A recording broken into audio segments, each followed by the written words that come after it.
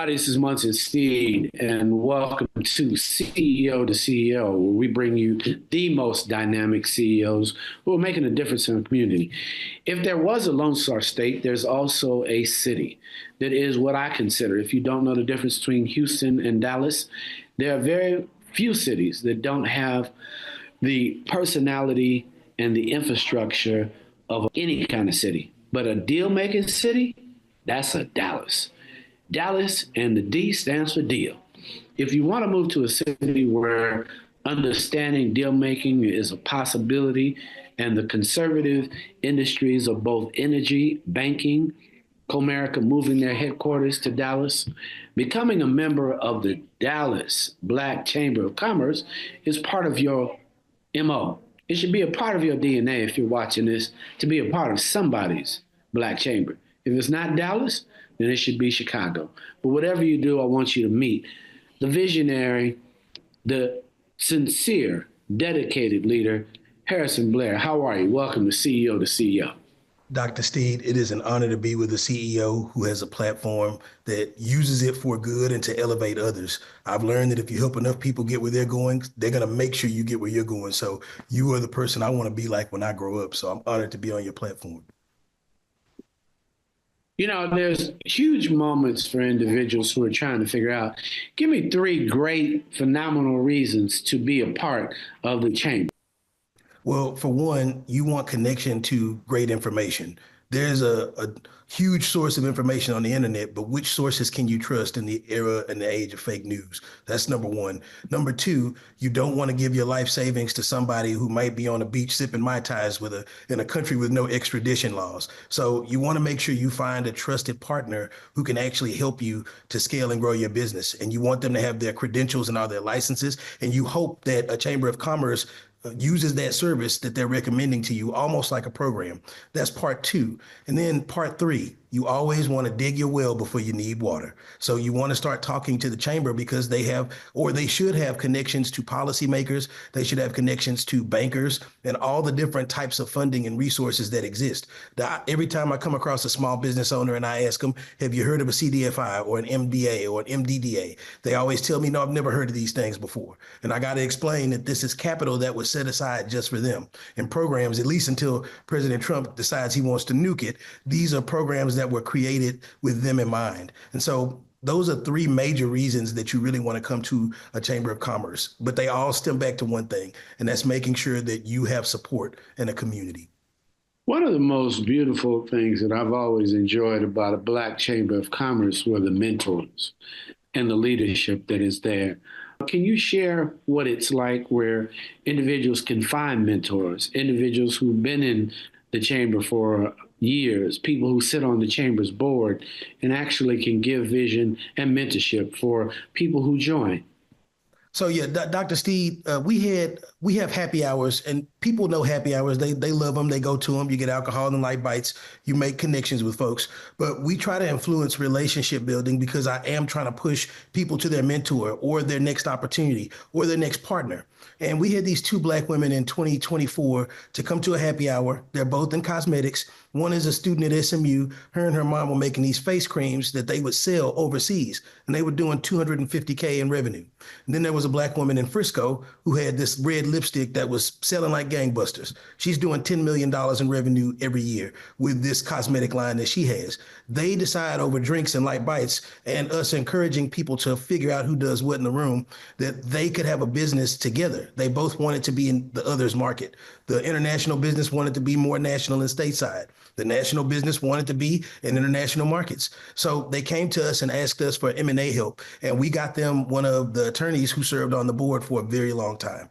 M&A attorney did great work. And by the end of this year, these 2 women are going to be making about $45 million.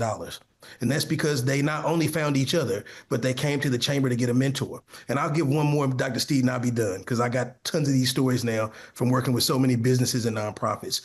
We had a developer who is from Lagos, Nigeria.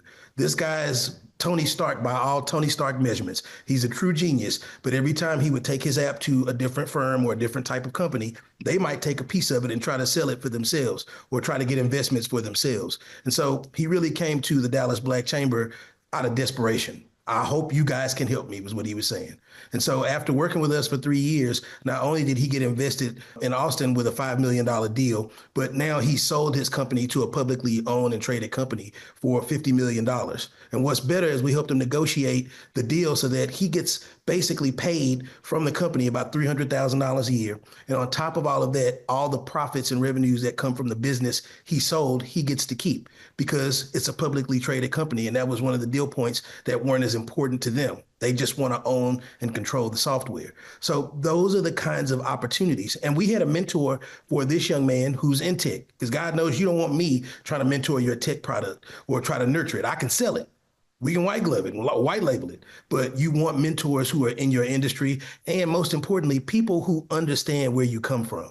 They understand you. You don't have to spend an hour explaining who you are. You can spend that hour on your product or on your business or on your vision. So that's why it's really important that people choose a chamber of commerce that gets them. Let's talk about the power of networking. You just gave an example of connecting with a mentor. Having the experience, can you share how networking in the chamber can eliminate some of the mistakes that others have made so that you can skip those mistakes? Well, for one, I see a ton of different businesses who come to the chamber who are looking to get financing for a particular deal. And they don't know any bankers. They don't know any types of capital. They don't know any hard money lenders. And so they're in a state of desperation because they need the money yesterday. But they came to talk to us and now they want heaven and earth to move overnight. But what we learn is when you're networking and you get to start out from scratch and you're trying to build your idea and you get started with partners in a network, now all of the good ideas from that network are coming to you and those mentors that you're looking for. There are people at the chamber who just get a kick out of helping businesses scale and grow. It's almost like watching LeBron dunk a ball. They get a kick out of it. It's what they get out of bed to do. So you're going to be around people who have been looking for you. There are a bunch of business leaders who have been very successful and they want to see the next generation, and they're doing everything they can to get that next generation through the gates of opportunity. So they're waiting for folks to come here. And one of the biggest mistakes I see is they'll go and sign a lease and get that franchise and sign everything up, and they do it by themselves, or they may do it with their partner, but they're not doing it within a network. And so they may give money to experts who won't help them. Can't tell you how many times I've seen a nonprofit start and they're newly minted and they got their cousin who's an accountant to help them, and they never mailed the first year's taxes off, or they never mailed the forms in to say that they are a legitimate nonprofit. And so now they've got even bigger problems. They got to pay double or triple now to fix what was already ruined in the beginning. So those are just some of the mistakes that I see happen. But most importantly, just missing the knowledge or access to a new opportunity that you might not have known about. You might be getting ready to become an HVAC specialist, or you might be getting ready to open that kind of company. But the real opportunity might be in pressing and minting new doors. You don't know until you find out from those entrepreneurs and those business leaders who are in the room, and those policymakers who will tell you policy is headed this way. And wherever policy goes, business is right behind it. So just some opportunities that people can kind of create. And the final thing that I think is really important, and it's something you and I kind of discussed coming into the call, is data. Data is the oil that drives the new world. If you don't have it, you're not going to be able to make really good, clean decisions. And so now the chamber is giving targeted data. We can use a number of tools and AI to really pinpoint where a business should go. And I can't tell you how many times a business will call me and say, Harrison, I'm moving to Dallas. I need a place where my kids can go to school, where they'll feel comfortable. I want to be in a predominantly Black neighborhood that has good housing stock. And I want to make sure that it's got resources for employees and team members. And I almost forgot, I want an office space that has enough for at least a floor for me and my company to really thrive in this particular community. We now have the tools and the resources to figure out all of the places that the person may want to go, but also benefits that they may get if you move into an opportunity zone or you invest in a business or a nonprofit there. There are a lot of different opportunities that a chamber can help a business or a nonprofit leader with. Super. Ladies and gentlemen, you heard it first and here with the one and the only CEO of the Dallas Black Chamber of Commerce, my dear brother, Dr. Harrison Blair. Thank you so much for being on CEO to CEO. Yes, sir. Thank you for having me. It's been a pleasure and an honor, sir.